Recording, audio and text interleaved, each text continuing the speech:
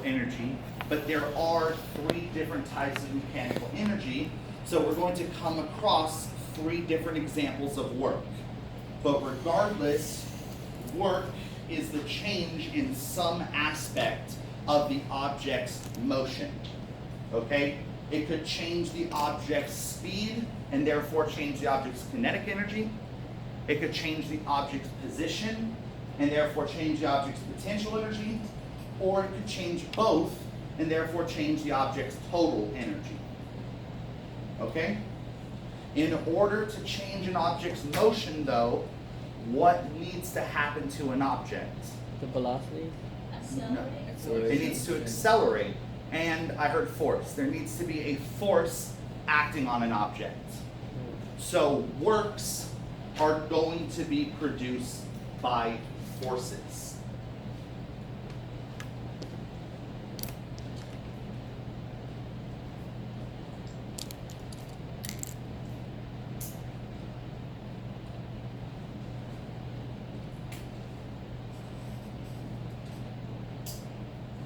Works change some aspect of an object's motion and therefore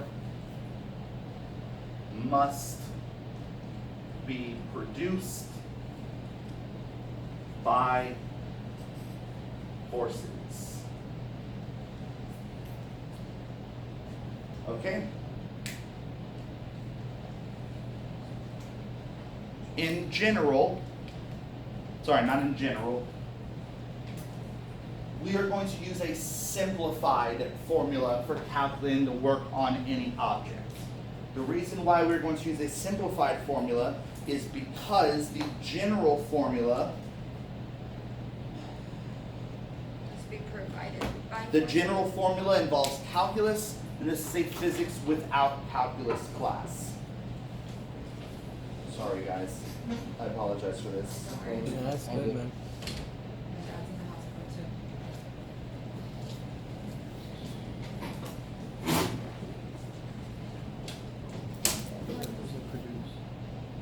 Yeah, produced by forces.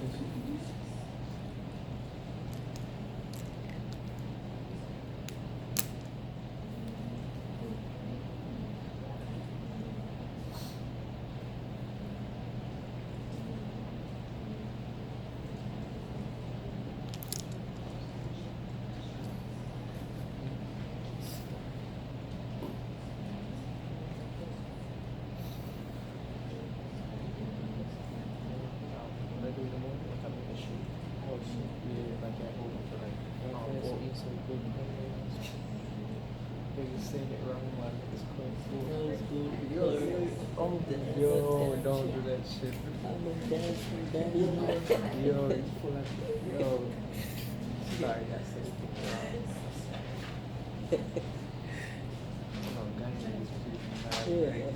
it wrong. All right. Okay. I'm used to training. All right, guys, let's continue.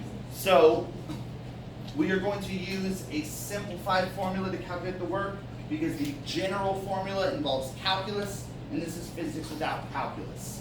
So the work produced by any force under 2 conditions that I'm going to write out is W equals F dot delta X. What's important to know in this context is that W is work, not weight. Okay? And this guy right here is the dot product, which we learned all the way at the beginning of class, so I'll remind us how to calculate the dot product. Okay? F is a force, and delta X is the displacement during some trip that the object is taking. Okay? This formula can only be used if 1, F is constant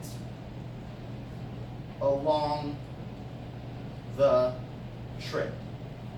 So what do I mean by the trip? I mean We have an object that is starting at point A and is traveling to point B along some path.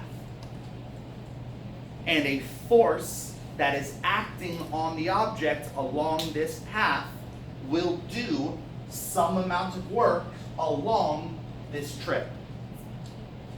Okay? And you can use this formula to calculate the amount of work that this force does along the trip, as long as, 1, the force is constant along the trip, and 2,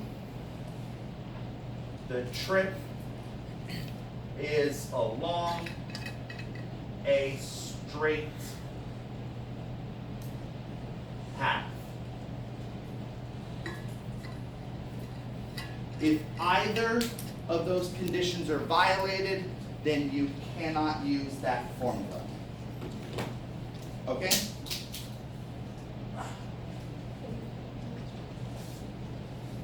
All right.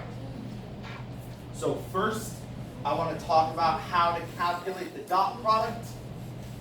And second, I want to do some examples of how to calculate works.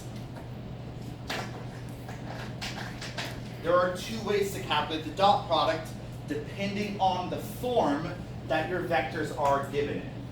Remember that vectors can be given in magnitude and direction form or component form.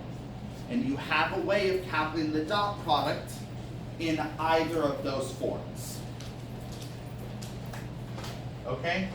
Imagine that you know the vectors in magnitude and direction form. You're going to know that vector A is going to point in some direction, and you're going to know that vector B is going to point in some other direction.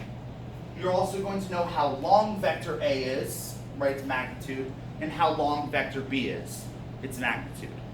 Okay, knowing the direction of vector A and vector B will allow you to find their relative direction, the angle between the two.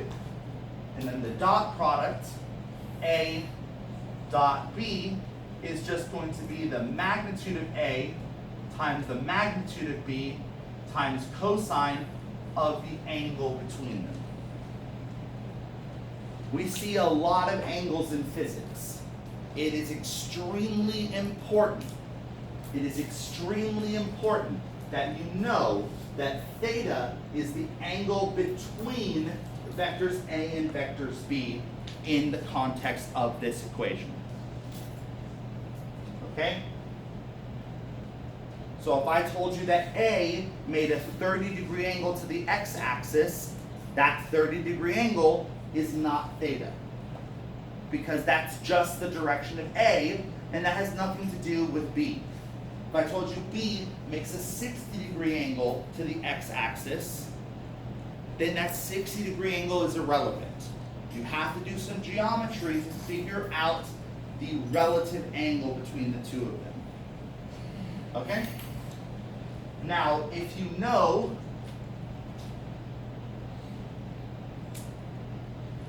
the components of your vectors, for instance, you know that A is AX in the I hat in the X direction, plus AY in the J direction, plus in the rare case, AZ in the K direction, in the Z direction. And you know that B is BX in the X direction, plus BY in the Y direction, plus BZ in the Z direction. Then the dot product, A dot B, is just going to be the multiplication of the like terms summed. It's going to be the sum of the multiplication of the like terms. So AX times BX plus AY times BY plus AZ times BZ. What's important to know is that a dot product likes vectors that are parallel. If two vectors are parallel, the dot product will be the largest value it can reach. Okay? If two vectors are parallel, what's the angle between them? 0. 0, right? Theta will be 0 when A and B point in the same direction. Cosine of 0 is 1, and 1 is the largest value that cosine can get. So when the two vectors are parallel, the dot product is just the multiplication of their magnitudes. A times B. That is the largest that the dot product will get when they are parallel. Okay? When they are perpendicular, the dot product is going to be what? 1. Least. Not 1. 9. Half. Oh, least. No. 0. 0. Yeah. If the dot product likes parallel vectors, if parallel vectors produce the largest dot product, perpendicular vectors it doesn't like, and that's going to produce the smallest dot product. The smallest dot product is 0. What's the largest that cosine can get? 1. What's the smallest that cosine can get?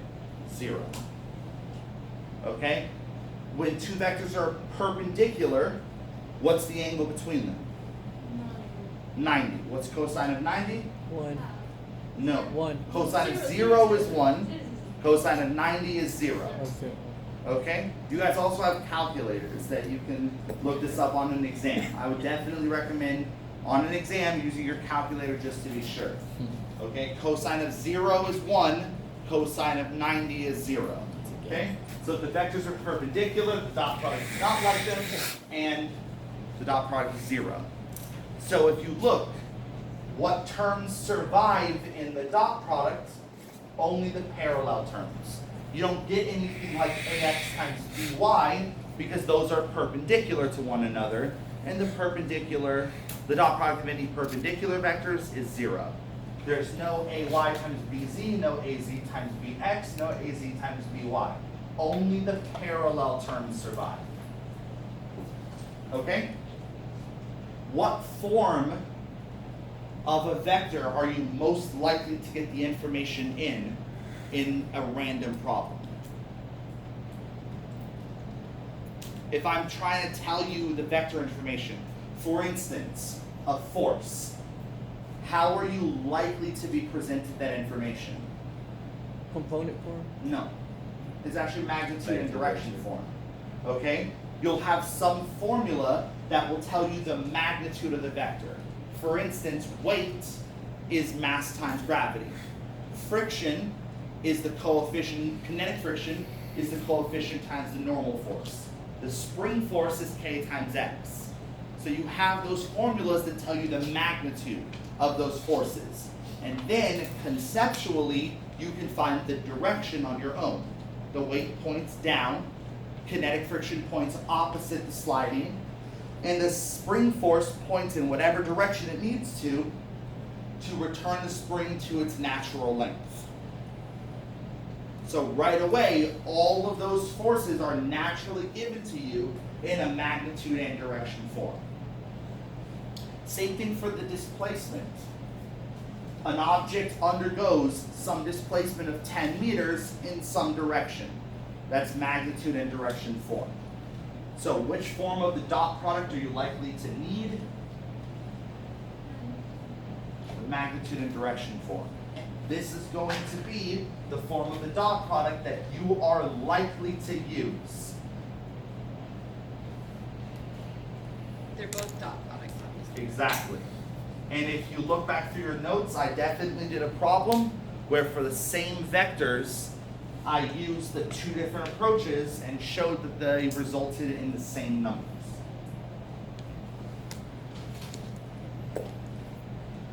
Okay, so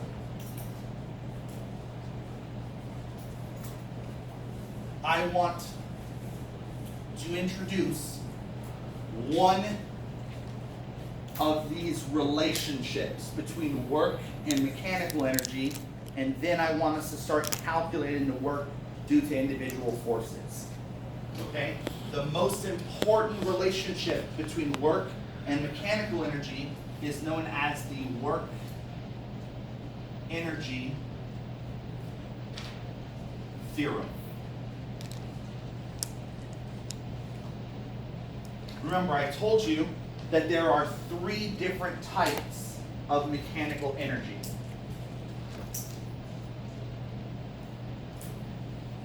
So there are going to be 3 of these relationships between work and energy. One relationship is going to be between work and kinetic energy. One relationship is going to be between work and potential energy. And one relationship is going to be between work and total mechanical energy. The first one and the most important one is the work energy theorem, and this is the relationship between work and kinetic energy. Okay? If you have a bunch of forces acting on an object, each force is going to produce some amount of work along your trip. So if there's some force, which we can call F1, it will produce some work W1 along your trip. If you have some force F2, it will produce some work W2 along your trip. If you have some force F3, it'll produce a work W3 along the trip. If you add each of those works, you can calculate the total work done on the object during the trip. And the work energy theorem tells us that it's this total work done on an object over a trip that is responsible for changing the object's kinetic energy.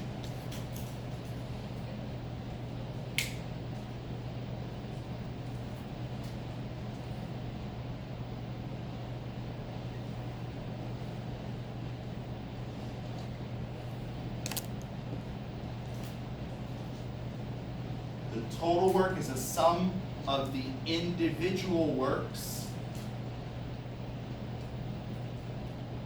done by each force acting on the object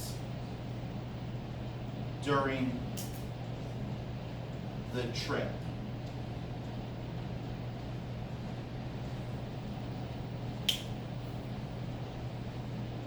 I want to briefly discuss why it's the total work that changes the kinetic energy, okay? And the reason is that a change in kinetic energy is produced by, I erased the formula for kinetic energy. The kinetic energy is 1/2 mv squared. A change in kinetic energy is produced by a change in the object's speed, right? So a change in the object's motion. If you have a collection of forces, F1, F2, F3, F4, whatever. If you have a collection of forces acting on an object, which force is responsible for changing the motion of the object? Not the biggest one. All of them combined. If you have a collection of forces acting on an object, no singular force is responsible for changing the motion of the object. No singular force is responsible for changing the speed of the object. No singular force is responsible for accelerating the object. What does Newton's second law say about the acceleration? It has to be balanced for it to be zero. No, that's a consequence of Newton's second law. I want to know what is Newton's second law. Net force equal m times The a. net force equals ma. Newton's second law says that the acceleration of an object, the change in the object's motion, is not produced by any singular force acting on the object, but it's produced by the cumulative effect of all forces acting on the object. So why is the total work responsible for changing the kinetic energy? No singular work, no individual work can be responsible for changing the speed, because no individual force can be responsible for changing the speed of an object, right? It's the cumulative effect of all forces that changes an object's speed, so it has to be the cumulative work, the total work done by all forces that is responsible for changing the kinetic energy. Okay? This is like the energy version of Newton's second law. Okay? It plays the same role as Newton's second law when we are studying energy. Newton's second law says the cumulative effect of all forces changes an object's motion. Work energy theorem says the cumulative effect of all works changes an object's motion. Okay? Since a work is produced by a force, they're saying the same thing. Alright, any questions? Okay. Now, let's talk about a problem where we can calculate the work done by, oh, it's already 1:45, shit. Okay. I guess we're gonna save calculating works for next time. Okay? I didn't even notice that class went by so fast. Alright?